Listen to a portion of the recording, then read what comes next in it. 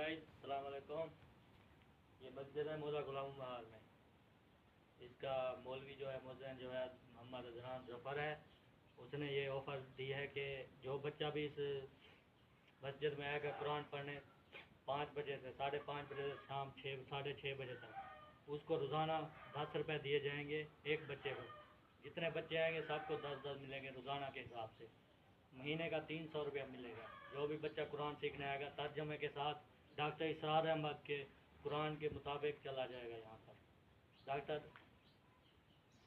तो जितने भी बच्चे आएंगे उन सबको 10-10 रुपये रोज़ाना मिलेंगे। ये कोई मजाक नहीं है, ये सीरियस बात है। अगर आपको झूठ लग रहा है तो आप आके बच्चे को भेज सकते हैं। ये मौला गुलाम महाल, तहसील और ज़िला बहावलपुर। ये मस्जिद है, दिखाओ मस्जिद। इस मस्जिद में आ सकते हैं और ये पैसे दिए जाएंगे बच्चों को।